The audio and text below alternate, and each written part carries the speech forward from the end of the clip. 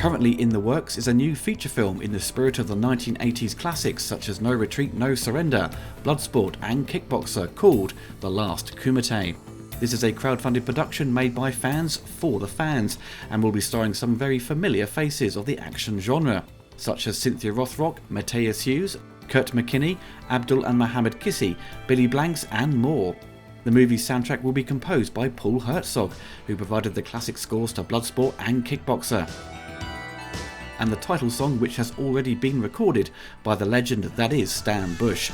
I have been enlisted to edit this feature film, which is an amazing opportunity, so please check out the link below and get involved to help us bring this movie to life.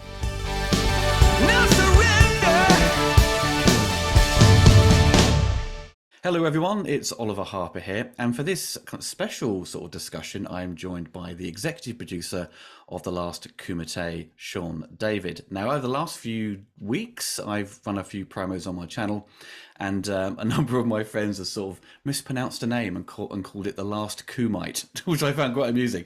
So this is a crowdfunded production sort of inspired by the likes of Bloodsport, Kickboxer, No Retreat, No Surrender. So it's a big tournament movie with some number of big names from the action genre.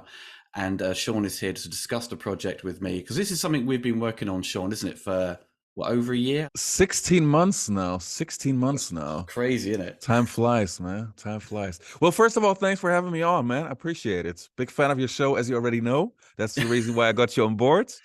And hey, hello to your crowd, to your audience. Well, Sean's also a fellow YouTuber, aren't you? Because you focus on like basketball is your main thing, and then you have a side channel, so essentially kind of interviewing some of these stars. And this is where kind of the genesis of this whole project began, right? Yes, actually, job-wise, I'm a full-time YouTuber. I have a basketball show called The Basketball Time Machine, which is not too small, to be honest. Yeah, bigger than my channel. It's crazy. Yeah, I was actually happy when I surpassed you. Like seriously, I was very happy. Like, yeah, got Oliver Harper. Yes, damn you. Yeah, and yeah. Then I had this little channel called BTM Legends Corner, where I talked to basically stars from the 80s and 90s, and that's how the whole project came about. Talking to the guys and discussing how much we miss those 80s martial arts movies, and yeah, basically I was talked into producing one, and yeah, now I'm a producer. Holy shoot, man. Yeah, because we had a chat, wasn't it? Like last summer, I think it was, and Yes. Matthias Hughes joined the conversation, and he was he laid on the charm quite thick, and he said, "Ollie, you should produce this." I was like, "No, no, no." I was like, "I don't want any more grey hairs," you know. So Sean's taken on the stress of that duty, but I'm going to be editing this feature film, which is an incredible opportunity. Yeah, man. The cool thing is that basically, I mean, this is what I've been saying for such a long time. If Hollywood doesn't give us the kind of movies that we want, I mean, all the Marvel movies and everything is fine. Everybody has his liking to different type of movies, but there haven't been those 80s martial arts movies with training montages, great 80s rock music, a basic story, a hero they can cheer for. And if nobody's giving us those movies, with YouTubers, yeah, apparently we got to make those movies then. Yeah, pretty much. So let's talk about the cast. So who have you got involved then? Yeah, this is the crazy part. Now, it all started with Matthias Hughes. Some of you guys might know him as the villain of the movie Dark Angel, aka I Come in Peace with Dolph Lundgren, or in No Retreat, No Surrender 2, or Kickboxer 2. Then, and this is where I'm super excited about, we got Kurt McKinney, the lead of No Retreat, No Surrender. He was the guy who got trained by the ghost of Bruce Lee. Classic story. Love it. So ridiculous, isn't it? But so good at the same time. It's so great, man. Yeah, we got Michelle Kissi, Mohammed Kissi, who played Tong Po in Kickboxer. We got Billy Blanks, the one and only. Yeah, also big legend. The Queen of Martial Arts, Cynthia Rothrock, which I'm also very excited about. And we've got a new lineup of actors, haven't we? Some new kind of upcoming stars. Yes, exactly. So we made sure that we don't have only old school legends, but also some younger. And when I say younger, I'm talking about guys our age, like in the late 30s, early 40s. So we can have a nice mix, because this is a question that I get asked pretty often. Like, okay, are all those guys participating in the Kumite in the movie?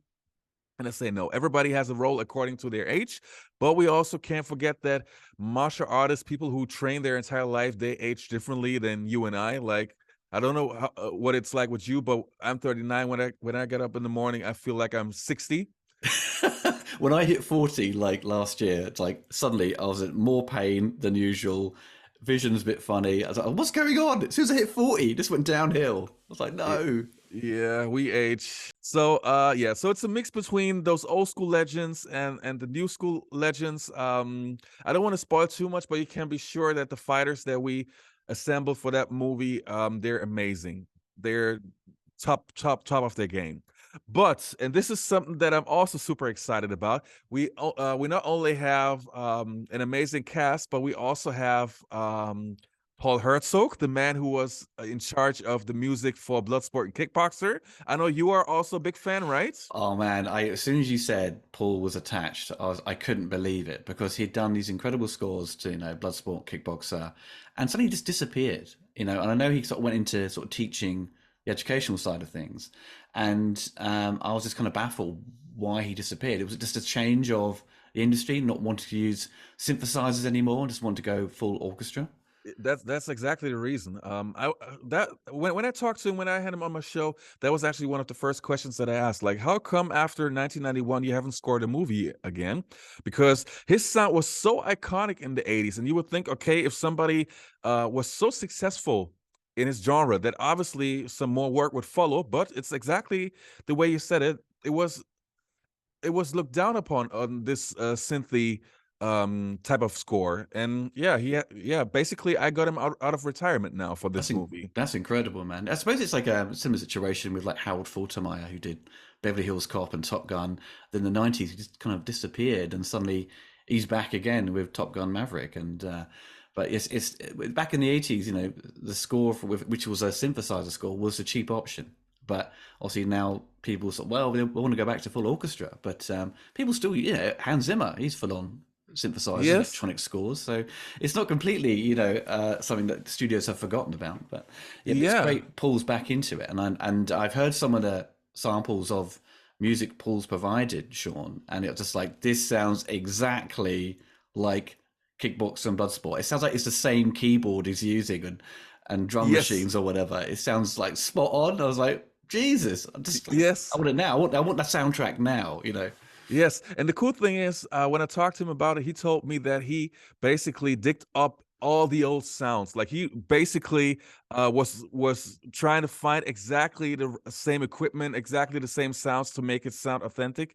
And just as you said, it sounds 100% like it's from the same album. And that's so important. Like I said it countless times before, movies such as Bloodsport and Kickboxer, they never would have been as successful if the music wasn't as good as it was. The music was so iconic and such a big part in it. Oh yeah, it's like in Bloodsport when once Van Damme or Frank Dukes sort of begins to get his strength back after he's been thrown the dust in his eyes, and he starts doing his sort of spinning kicks and the music, uplifting heroic theme. I Yes, was just like, oh, yes, I've played that back so many times. It's such yes, a good piece. And also you got Stan Bush. yes, man. The Stan Bush was the man who sang the title song for Bloodsport and Kickboxer, and for your old school fans. I don't know if you remember, but there was a Transformers animated movie back in Oh the yeah, 80s yeah, where he sang the touch and yeah, there. yeah. Awesome. So he's one of the most iconic 80s movie score or soundtrack voices. Oh And yeah, for I'm sure. super happy to have him involved. And you heard the song. The song is, if that's not a hit, I don't know what a hit is, man.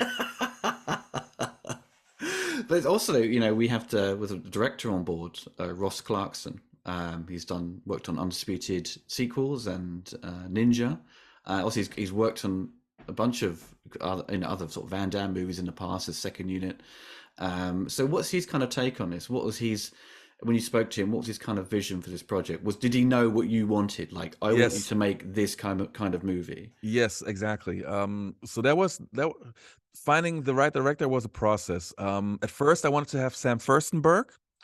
Uh, Yeah, yeah. yeah, I was very excited by that because yeah, me too. even my friends were just like, "Oh my God, Sam's back!" I was like, "Well, yeah." I was like, "Yeah, he's apparently involved." But also, as you explained to me, Yes, that yeah. it's a bit too old now to be doing the schedule you've got work Yes. to. Yes. Sam would have been nice because obviously I grew up being a huge fan of the American Ninja movies. Like, I love them. They're probably some of the movies that I watched like 100 times in my life, and I'm not even exaggerating. Um, but because we don't have such a huge budget, in Sam's advanced age, I really appreciated he was totally honest and said, "Hey, I'm not sure if I can handle that schedule." So yeah, so we had to look for another option.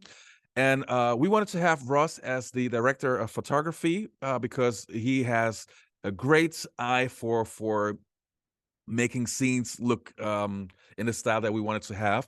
And he offered when we talked to him and told him, yeah, we haven't found the director yet. He offered that he would like to direct the movie, and I told him, okay, I want a movie that looks and feels like an old school movie. Like it should feel like you're going into a time machine.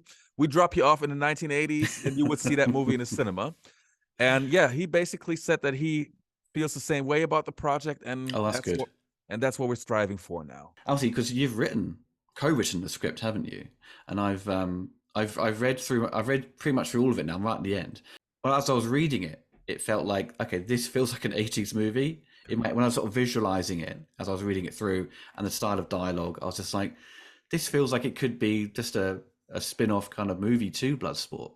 And so that kind of got me, that made me feel confident that because you hadn't written a script before, you hadn't made a movie before, right, Sean? So, and Nope. I felt totally confident that you could easily handle this, and you had a strong vision very early on, which really surprised me.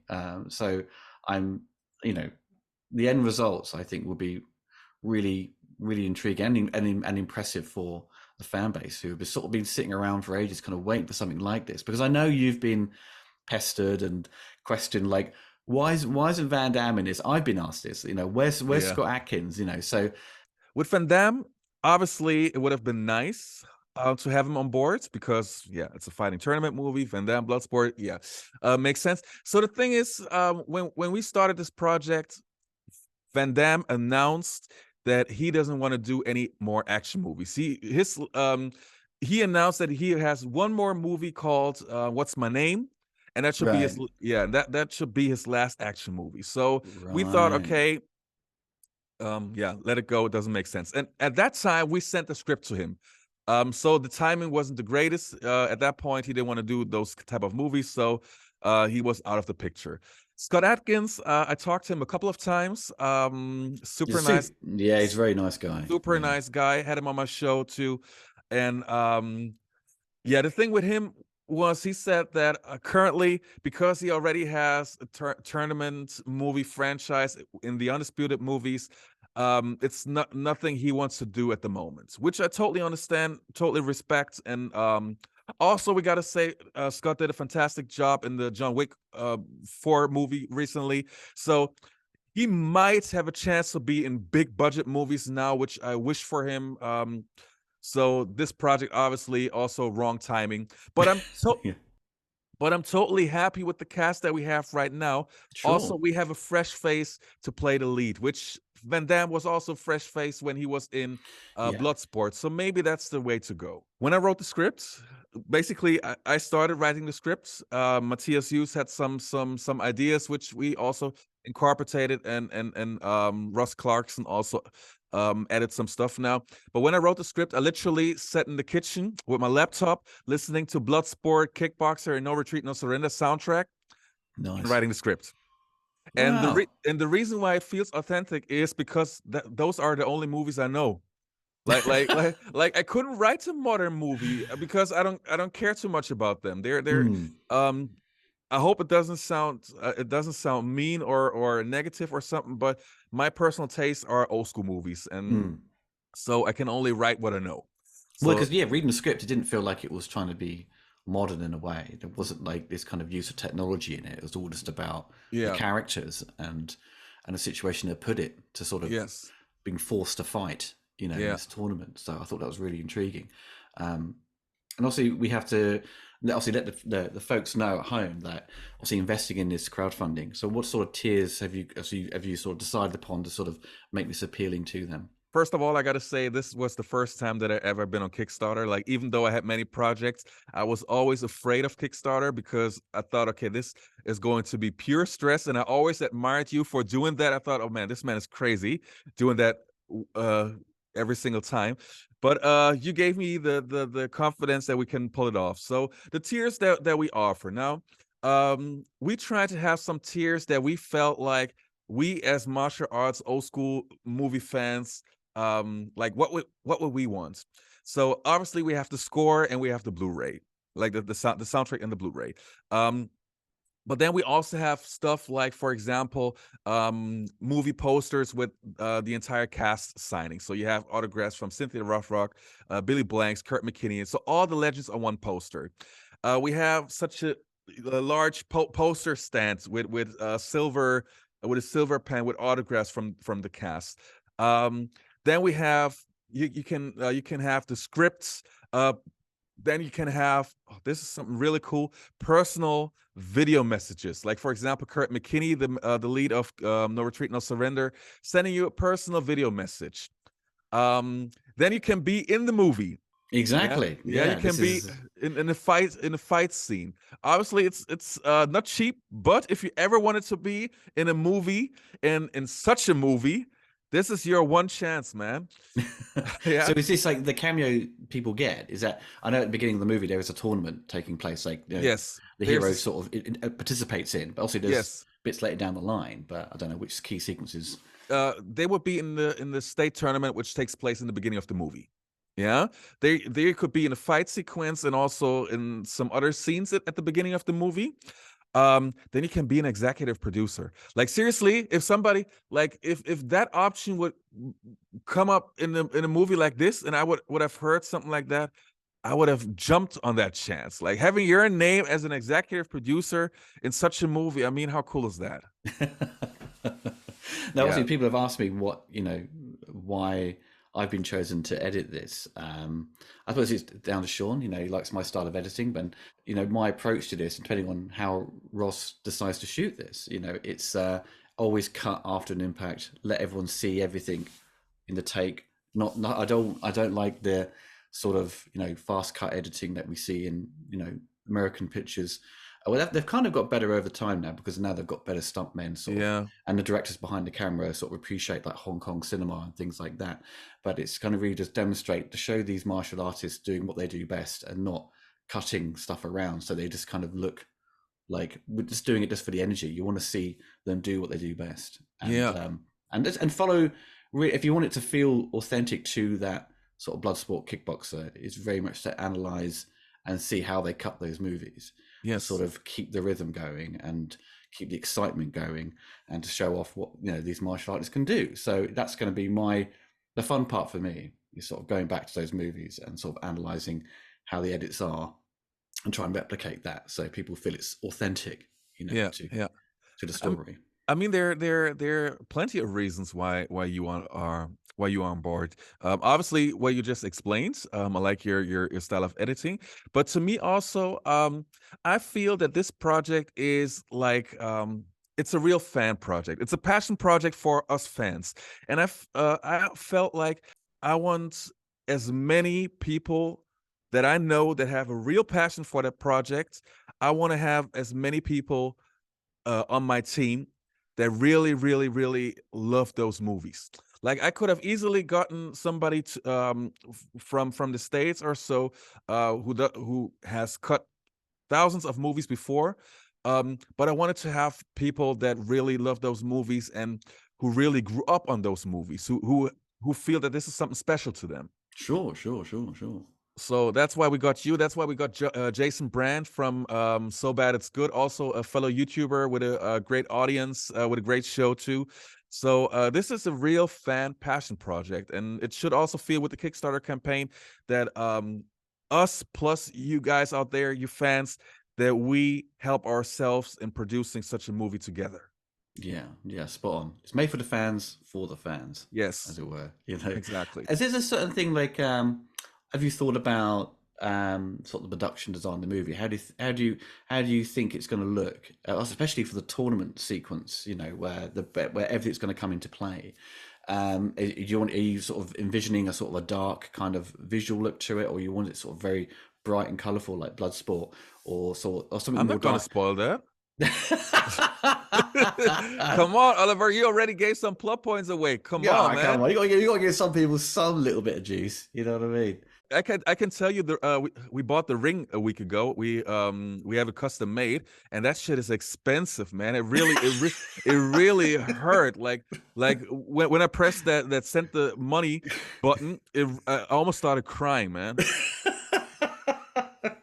That is the worst part, unfortunately, when you're controlling the money and you got to, pay off someone in a huge Yeah, sum, and it's just like, oh god, it's it's no scary. fun at all, man. Yeah, for sure. And also, you got Bolo Young's son in the Oh yeah, I movie. forgot about Yeah, who's David just as Bowler ripped. Jr. You know. Yeah, David Bowler Jr. Young. Yeah, man, that is actually a fan treat. Now, obviously, Bowler Young, I think he's in his 80s now, something like that. He doesn't do public appearances that often. He hasn't been in a movie for over 15 years now, so he was out of the picture.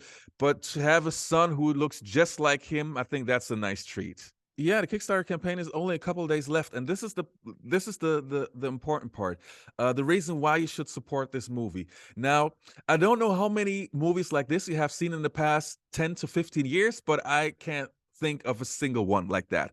And we've been working on this project for 16 months now, working our behind off, and because we don't have a high budget production company behind us, we really rely on your support. Like, I wish it was like that somebody would give us plenty of money and say, hey, just go for it, do whatever you want, but it's not like that. We basically finance this. Yeah, the majority comes out of our own pocket.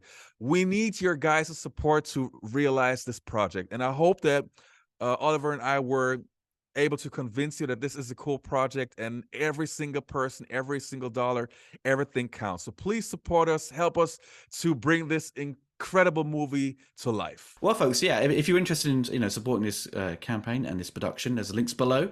As Sean said, it's rare to find movies like this. There's always the odd tournament movie that comes along, but one that doesn't have Paul Herzog doesn't have Stan Bush, and doesn't have these action stars from the 80s and 90s who we fucking adore. So it's going to be an exciting time for me and also everyone involved in this production to see it kind of come to fruition. Hopefully, me and Sean will begin working next month. No, month after, in June. Yes. Thanks for having me, Oliver. No problem, Sean. Take care of yourself.